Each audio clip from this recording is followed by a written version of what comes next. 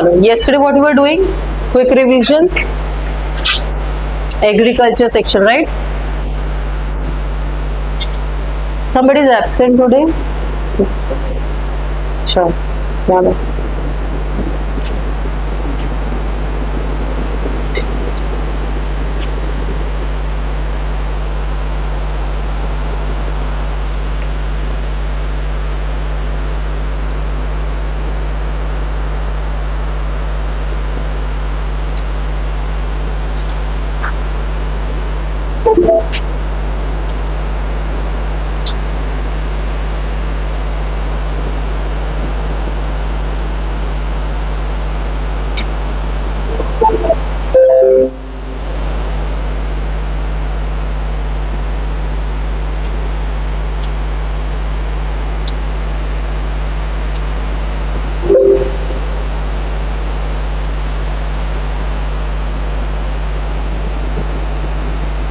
So yesterday we did in agriculture modern farming techniques we were doing, right?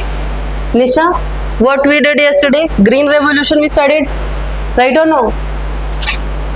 Green revolution के homework दिया था ना, pros and cons क्या थे, करके आए हो? लिखा है किसी ने? यस और नो? चलो, then what we did, what were the methods, sustainable agriculture methods. We did 2 sustainable agriculture methods, right? So which are the two sustainable agriculture method nowadays which government is focusing on?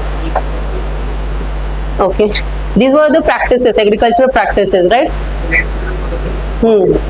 Organic. What is organic farming? What we did? Zero fertilizers, no use of synthetic fertilizers and all. Okay, mining and tilling, biological management. Okay, organic farming clear था? कल हमने लिखे थे pros and cons, we did, right?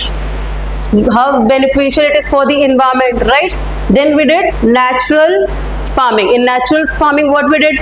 Zero budget natural farming is an example of natural farming. It is like do nothing method. इसमें आप कोई भी chemical कुछ भी बाहर का यूज नहीं करते.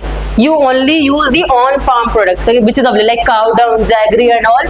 ठीक है, दैट वी यूज. इसमें क्या कंपोनेंट्स है जीरो बजट नेचुरल फार्मिंग में? 4, बीज मित्र, जवा मित्र, मल्चिंग, बपासा. ठीक है, ये सारी चीजें हैं. उसके बाद हमने देखा था precision agriculture, right? Exact real time agriculture, real time monitoring कि एग्जैक्ट हमारे फार्म लैंड पे क्या हो रहा है उसको हम कंटिन्यूअस मॉनिटर करेंगे. ठीक है, उसके बाद अब हम देखते हैं, हमने स्कीम्स वगैरह देखी थी. We looked at the hydroponics, aquaponics. ठीक है, ये सब चीजें क्लियर हो गई थी. तो ये मॉडर्न फार्मिंग टेक्निक्स हैं. ठीक है, अब इसी से रिलेटेड एक और जो एग्रीकल्चर में फेमस है वो GM crops. This is genetically modified. GM crops के बारे में सुना है? What is GM crops?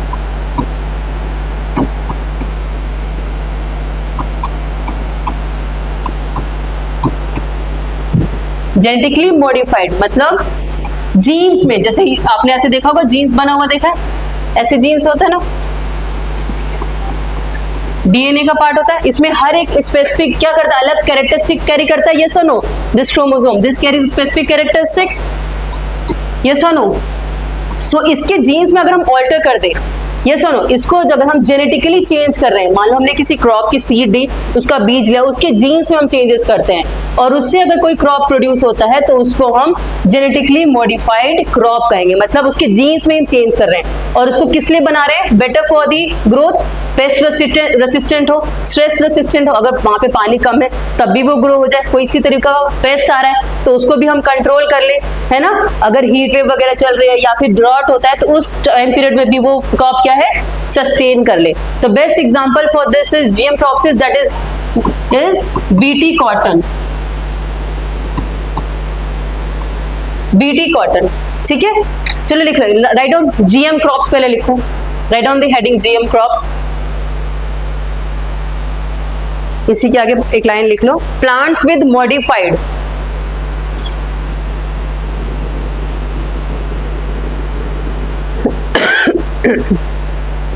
plants with modified DNA, plants with modified DNA to induce,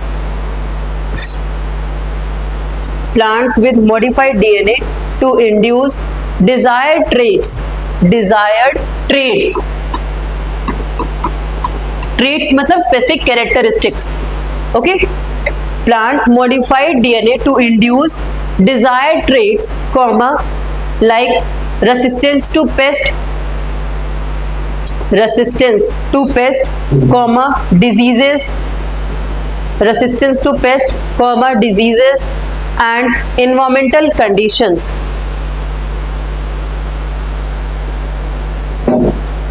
Resistance to pest, comma, diseases and environmental conditions. Full stop. In example, you write BT cotton, BT brinjal, BT brinjal and golden rice. ठीक है, golden rice. These are the examples of genetically modified crops. Okay. What are the benefits? समझ में इनका क्या होगा? What could be the benefits? Tell me. Benefits of this GM crops. Survive करेगा, है ना? और yield को अगर हम इसमें genes में change कर दे तो better yield होगा. It will give better yield or not? Per hectare productivity will increase, so it will give better yield, है ना। बाकी रेसिस्टेंस वाली पॉइंट हमने लिख ली, resistance to pest and diseases, ठीक है। टॉलरेंस होगा उसमें, है ना, किसी भी condition. Food security, ensure food security, ensure food security, ठीक है। ये सब भी इंश्योर, अगर कहीं पे मान लो किसी चीज की कमी हो रही है तो हम इसके, अगर कोई स्पीशीज मान लो, स्पीशीज के केस में भी हो सकता है या प्लांट्स वो सर्वाइव नहीं कर पा रही है तो हम जीन्स में मॉडिफाई करके उसको क्लाइमेट के अनुकूल बना सकते हैं। Climate resistant crops we can grow, yes और no. So this are the benefits of GM crops, right. But इसके इश्यूज भी होंगे कि नहीं जीएम के, क्या पता हम ऐसे मॉडिफाई कर दे कि हमारे हेल्थ पे इम्पैक्ट कर दे। It could also have negative impact, ठीक है। देखो scientific science is a boon और बेन, दोनों चीजें हमने पढ़ी है, यस और no. If we are modifying the genes of the plant तो नेचुरल थिंग वो हट जा रही है, वहां से नेचुरल चीज होता है, ऑर्गेनिक जो चीज होता है वो बेस्ट होता है। अगर हम किसी चीज में इफ यू मॉडिफाई दैट तो उसके कुछ ना कुछ प्रोज कॉन्स निकल के आते हैं, तो क्या पता ये ह्यूमन के लिए इम्पैक्टफुल हो, है ना। ह्यूमन के बॉडी में जाए, हम खाते ले, पर क्या हमें फ्यूचर में जाके स्टडीज आए कि इसकी वजह से कोई कैंसरस डिजीज हो रही है, इज इट कैरिंग सम, हमारे डीएनए को चेंज कर रहा है, यस और नो। सो इसके हेल्थ कॉन्सिक्वेंसेस भी है, सेफ्टी कंसर्न्स हैं, ठीक है, सेफ्टी कंसर्न्स आर देयर, ठीक है। अगर मान लो ये क्रॉप्स क्या लिमिटेड हो गया, क्रॉप्स क्या अभी तो लिमिटेड है ना, अभी सबके रीच में सारे फार्मर्स तो नहीं अफोर्ड कर पाएंगे, they will be costly, GM crops will be costly और नॉट, हर फार्मर अफोर्ड नहीं कर पाएगा,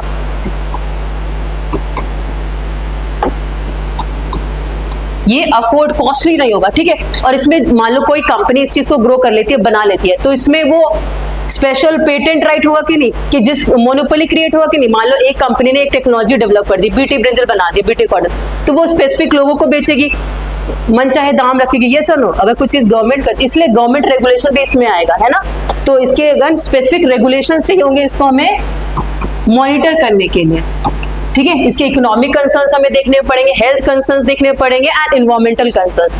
all the three concern should be monitor before implementing on the large scale. अभी सिर्फ क्या है, बीटी कॉटन ही है जो लार्ज स्केल पे इंप्लीमेंट होता है, ठीक है। अभी बाकियों को अभी थोड़े हद तक लिमिटेड में गोल्डन राइस हो रहा है। एक बार बीटी ब्रिंजल को कुछ टाइम पीरियड के लिए इंप्लीमेंट किया गया था, बट फिर स्टॉप कर दिया गया था, है ना। तो अभी क्या गवर्नमेंट प्रॉपर रेगुलेशन लाना चाहती है, कैसे इनको मॉनिटर किया जाए, उसकी केस स्टडी को पूरे पायलट बेसिस से पहले ट्रायल किया जाए, उसके बाद उसको आगे कंटिन्यू किया जाए, ठीक है।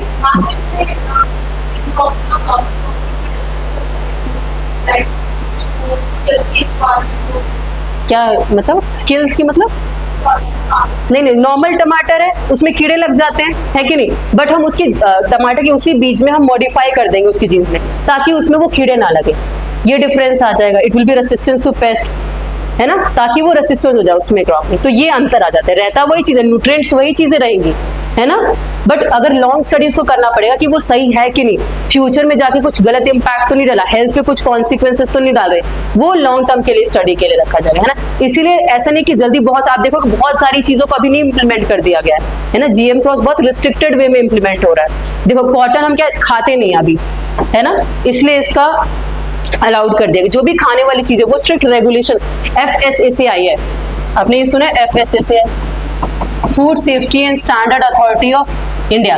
तो ये सारी चीजें रेगुलेट करता है कि खाने में क्या होना चाहिए, क्या नहीं होना चाहिए, न्यूट्रिएंट्स क्या होना चाहिए। और जीएम के लिए एक स्पेशल बॉडी है, ठीक है, GEAC, ठीक है, genetically engineering appraisal committee. Genetically engineering appraisal committee, ये कमिटी है किसी भी क्रॉप को, किसी भी प्रोडक्ट को अगर अप्रूवल देना है तो ये कमिटी देती है, ठीक है। Getting the point. नॉर्मल सारे प्रोडक्ट्स को FSSAI देती है, फूड वगैरह रेगुलेशंस, क्या कॉन्स्टिट्यूएंट होना चाहिए, क्या नहीं होना चाहिए, पैकेट फूड्स का क्या होना चाहिए, है ना, सारी चीजों को। बट जेनेटिकली मॉडिफाइड को अगर किसी को भी वो चाहिए, परमिशन चाहिए, तो कौन देगा?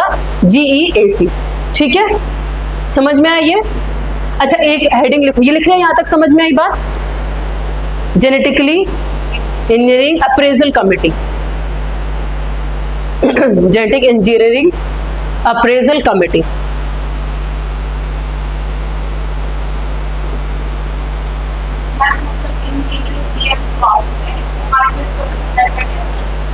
किनको?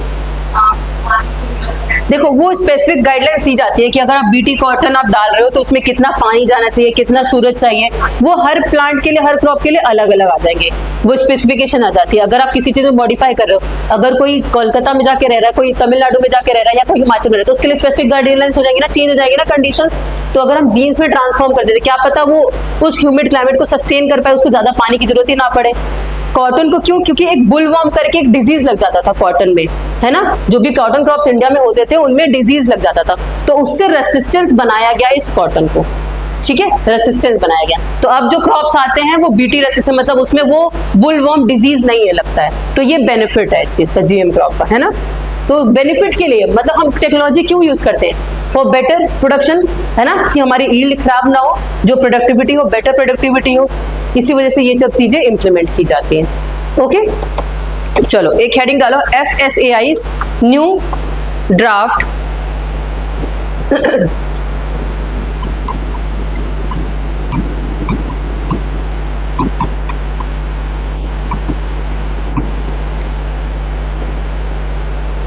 New draft for GM regulation. FSAI's new draft form GM regulation. GM food मान लो, GM फूड क्रॉप्स की, write down. First point,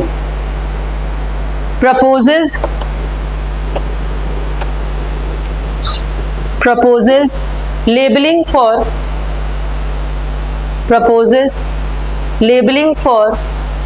food products, proposes labeling for food products with 1% or proposes labeling for food products with 1% or more individual GM ingredients, with 1% or more individual GM ingredients, with 1% or more individual GM ingredients. Second point, requires prior approval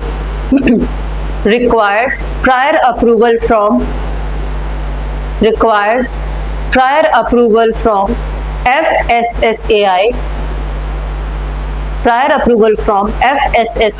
and clearance from GEAC for manufacturing, importing or marketing GM food products. I'm repeating, clearance from GEAC for manufacturing, importing or marketing GM food products. Okay, is it clear? So environment related से agriculture में क्या क्या developments हुई हमने जो देखी, organic farming development हुई, natural farming, zero budget natural farming, then different modern technological methods were there, precision agriculture there, और जीएम क्रॉप भी इन्वायरमेंट पर्सपेक्टिव से बहुत इंपॉर्टेंट, ये इन्वायरमेंट को इम्पैक्ट भी कर सकता है और बेनिफिट भी दे सकता है, ठीक है। अभी एग्रीकल्चर वाले सेक्शन को यहीं पे खत्म करते हैं। इससे रिलेटेड एक और कॉन्सेप्ट टॉपिक हमारा है लैंड डिग्रेडेशन वाला। एग्रीकल्चर से ही रिलेटेड टॉपिक है लैंड डिग्रेडेशन, ठीक है, उसको शुरू करते हैं। स्मॉल सिंपल सा टॉपिक है। What does it meaning of land degradation? Land degradation, Kritik what does it mean? तो क्या हो रहा है, किस वजह से? अच्छा ये तो सिंपल है, लैंड डिग्रेड हो रहा है ना। डिग्रेड क्यों हो रहा है? हाँ बहुत सारा कैजुअल बोलता है ये। चलो we will look at the points, है ना। बहुत तरीके, मतलब लैंड खराब हो रही है। लैंड डिग्रेडेशन मतलब जो क्वालिटी थी, जैसे आप हम ह्यूमन ऐसे डिग्रेड हो रहे हैं तो हमारी क्वालिटी डिग्रेड हो रही है, यस और नो? तो लैंड की भी क्वालिटी किसकी वजह से? ह्यूमंस की एक्टिविटीज की वजह से, यस और नो? ह्यूमन एक्टिविटीज कर रहे हैं सॉइल पे। Earlier it was a natural environment, ecosystem was very beautiful, but human activities have impacted the soil. Soil profile has been impacted, its quality has been impacted. So we will look at what are the causes, major causes for land degradation. इसी में हम देखेंगे। अच्छा एक line लिख लो, land degradation मतलब क्या होता है? Land degradation refers to, land degradation या सॉइल डिग्रेडेशन एक ही मतलब है, ठीक है। refers to the decline in, refers to the decline in, refers to the decline in the soil quality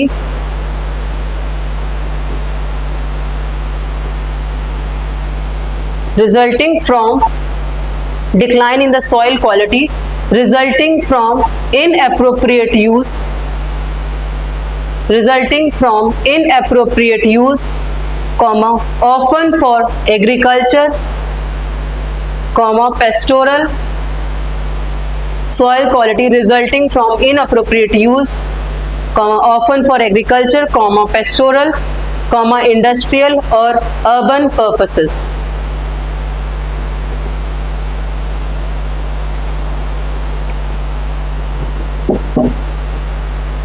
Deterioration can be form of, deterioration can be form of physical, chemical और biological, ठीक है, किसी भी form में हो सकता है। It could be in physical form, chemical form और the biological form, okay.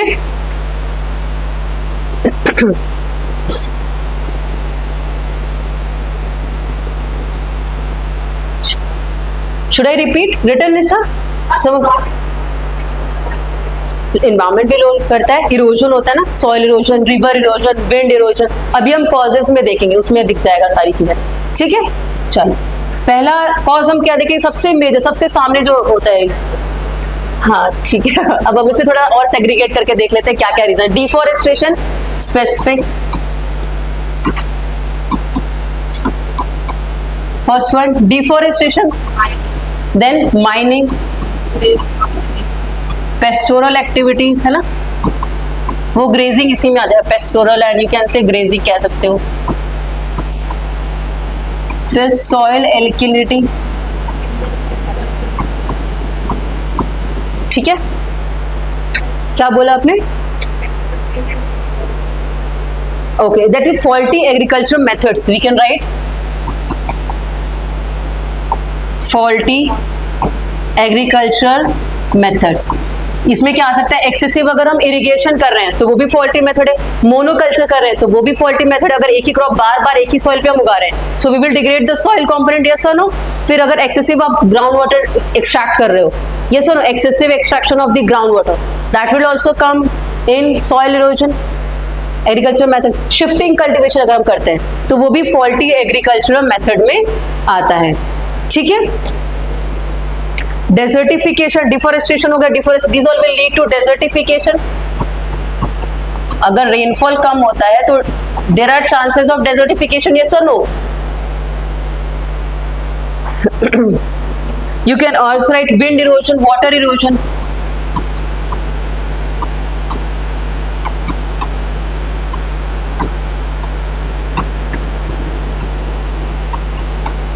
Erosion से लैंडफॉर्म चेंजेस में आते हैं। वाटर इरोजन कैसे होता है प्रज्ञा?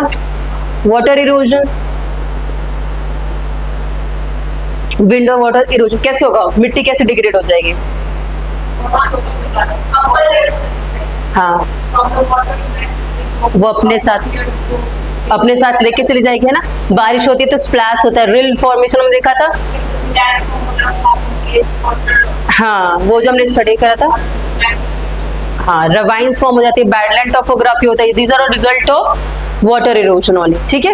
विंड की वजह से भी क्या होता है, हवाई टॉपसोइल क्या है, ब्लोन अवे हो जाती है from one place to the other, ठीक है। अब विंड इरोजन की वजह से क्या, ये डेजर्टिफिकेशन भी इंक्रीज होता है। विंड क्या है, सैंड को बहाती ले जाती है ना, कि जहाँ लैंड एरिया, मान लीजिए ये प्लेन सरफेस है, सॉइल है, और यहाँ पे डेजर्ट का सैंड है, तो विंड क्या करेगा, उसको प्रोफाइल की दूसरी तरफ सैंड की तरफ ले जाएगी। सैंड उसको बहा के और एक्सटेंड करती है, ये फीचर होता है विंड इरोजन में। ये क्या है, they spread the desertification wind. तो wind enhances the desertification process, okay.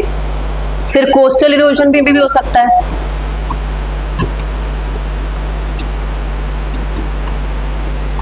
Coastal erosion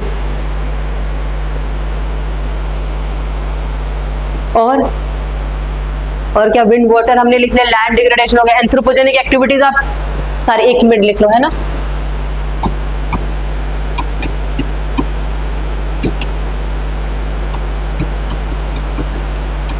इसमें जो भी आप कचरा वगैरह सॉइल में फेंकते हो, उसकी वजह से भी तो लैंड खराब होती है। आप जो क्रॉप को इधर उधर फेंकते रहते हो, डिकम्पोज नहीं करते हो, गार्बेज को इधर उधर फेंक देते हो। Acid rain can also cause this, yes और no, so that will be environmental cause, ठीक है। These are all. अब देखो, इसमें से सिर्फ आप 2-3 पॉइंट्स बोल पाते हैं, उसकी बजाय कम से कम 5-6 पॉइंट्स आपके पास सामने रहेंगे, तो आपके पास सफिशिएंट पॉइंट होगा लिखने के लिए, यस और no.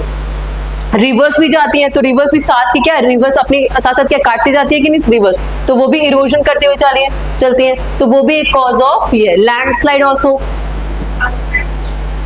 Urbanisation is also reason. Deforestation की वजह से यहाँ पे क्या अर्बनाइजेशन हो रहा है, urbanisation, one word is there, concretisation, ठीक है। Everywhere what is happening, platform is getting created, roads are getting constructed, tiles and all is being placed. Concrete का होता जा रहा है, हमारी जो धरती है कंक्रीट होती जा रही है पूरी ऊपर से, so that is also a cause for the land degradation, ठीक है। अब इसको हम सॉल्व कैसे करेंगे, वो ये हमने इशू तो देख लिया, दिस इज द लैंड। इसके बारे में एक बार जरूर आप इशू मतलब स्टडी करना थोड़ा सा, what is deforestation measures, causes and all soil included, ठीक है, लैंड डिग्रेडेशन से रिलेटेड। अब how we will measure, what are the issues to solve it. अब कैसे इसको सॉल्व करोगे, addressing land, heading right, addressing land degradation, addressing land degradation, land degradation या desertification. अभी हम इंटरनेशनल लेवल पे देखेंगे कैसे बात हो रही है इनकी स्पेसिफिक। बेसिक पॉइंट्स तो आप लोग बता दो, जैसे Hrithik what you were saying, afforestation, हाँ, कंट्रोल ऑफ ग्रेजिंग, मतलब हाँ, शेल्टर बेड, स्पेसिफिक एरिया में ग्रेजिंग रिस्ट्रिक्टेड रहे, है ना, ग्रेजिंग को कंट्रोल करो। और एंड सोबो व्हाट एल्स, माइनिंग वो रेगुलेटेड हो, illegal, control on illegal mining. कैसे, बहुत लोग इलीगली करते हैं ना काम,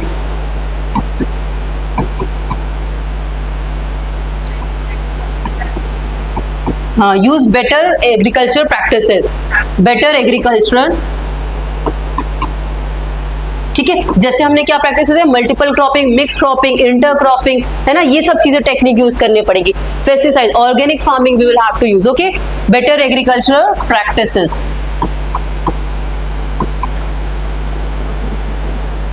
एंड अवेयरनेस बढ़ानी पड़ेगी, यस और नो, सॉइल के related. Campaigning is important, yes और नो। सेव सॉइल जो कैंपेन चलाया गया था, आपने देखा था, किसी ने ये इनिशिएटिव सुना था, सेव सॉइल करके, रन बाय सदगुरु, ऐसा सेव सॉइल करके initiative in the world level, पूरे वर्ल्ड में उन्होंने चलाया था, है ना। तो you need to create an awareness among people, that is important, yes sir. Plastic regulations, regulate plastic, मतलब उसमें जो रूल्स है उसको इम्प्लीमेंट करना, जो मैनेजमेंट रूल्स है, plastic management rules are there, yes, तो उनको हम कंट्रोल करेंगे, उसको अच्छे से इम्प्लीमेंट करेंगे। इम्प्लीमेंटेशन ऑफ द लॉस, जो स्पेसिफिक हमने इतने सारे वाटर एक्ट है, पॉल्यूशन एक्ट है, प्रोटेक्शन है ना, ये सब लॉस का इम्प्लीमेंटेशन होना, तभी हमारा लैंड क्या हो पाएगा, सेव हो पाएगा। यस और नो?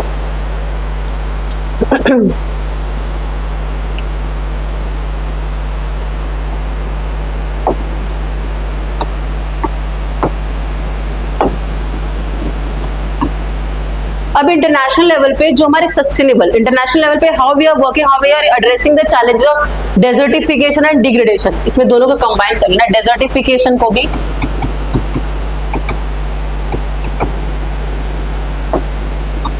ठीक है। एक है एसडीजी, एसडीजी 15 में we have mentioned about the life on the land, ठीक है। SDG 15 talks about the life on land, ठीक है। तो उसमें क्या, हम लैंड को प्रिजर्व, कंजर्व और उसकी हेल्थ को मैनेज करने की बात करते हैं, ठीक है। तो this is an international effort, getting my point, how internationally we are creating awareness. SDG goals है हमारे 17, उसमें से एक स्पेसिफिक एम्फोसिस दे रखा है एसडीजी 15 में, ताकि हम पूरे टेरेस्ट्रियल इकोसिस्टम को बचा सकें।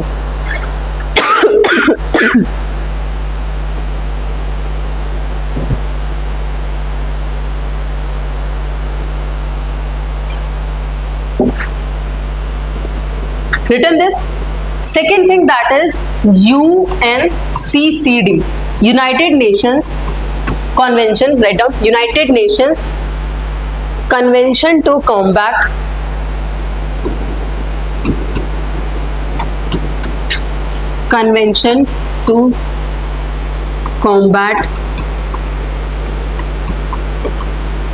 desertification.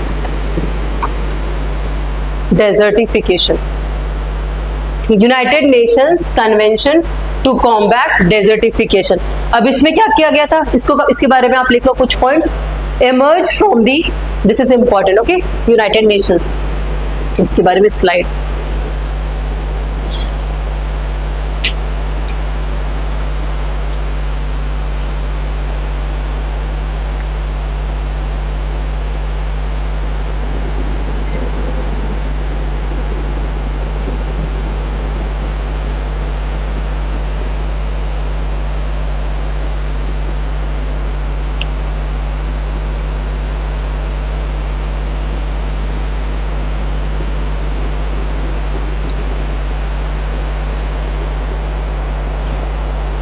ठीक है, United Nations, it was emerged from the, write down, emerged from the 1992, write down percent, emerged from the 1992 Rio de Janeiro Earth Summit, Rio de Janeiro Earth Summit.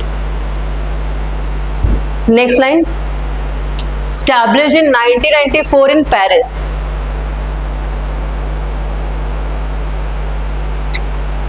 Established in 1994 in Paris, ठीक है।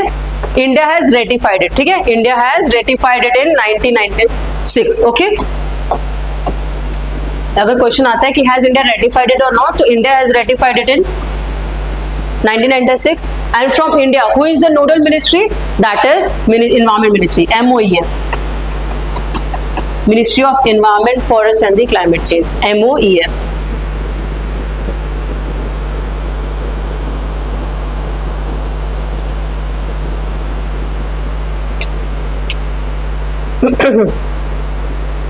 Write down one line. What are its significance of UNCCD? Purpose and significance of UNCCD.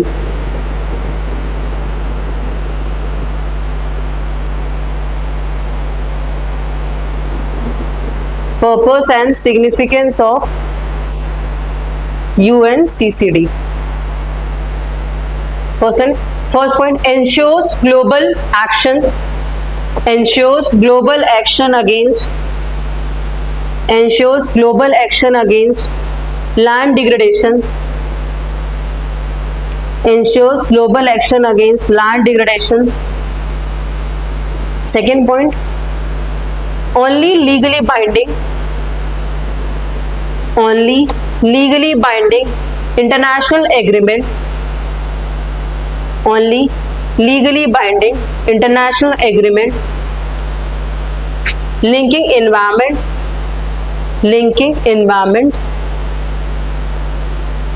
only legally binding international agreement linking environment, development, linking environment, development and sustainable land management.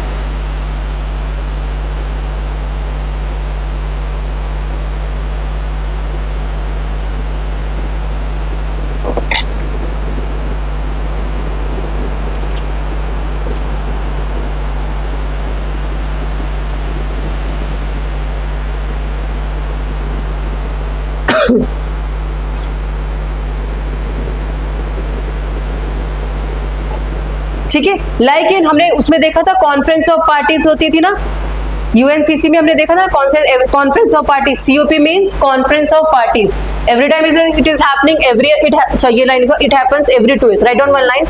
COP is the COP conference of parties, COP is the supreme decision making body,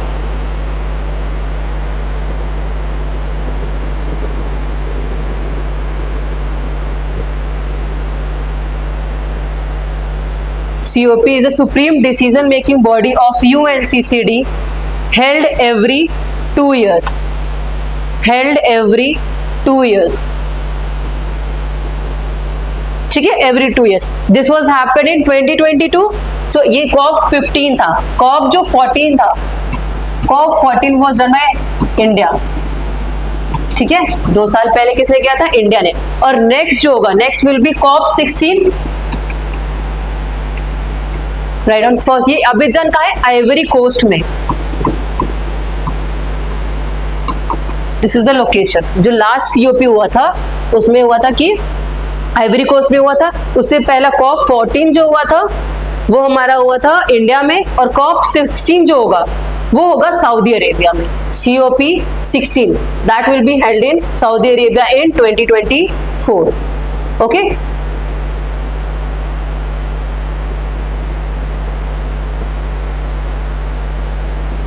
Write down one line. In COP 14, India was president. In COP 14,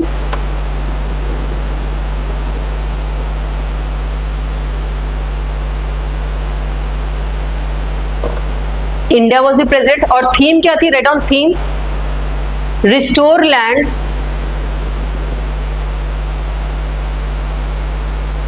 Restore land. Sustain future. Restore land and sustain future. India made commitment of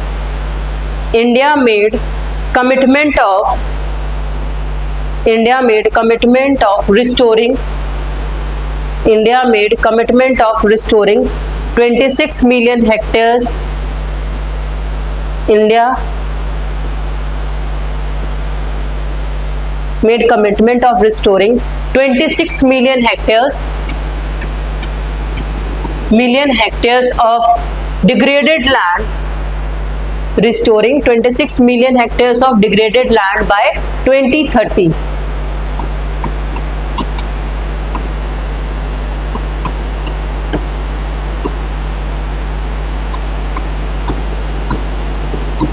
Degraded land by 2030. ठीक है.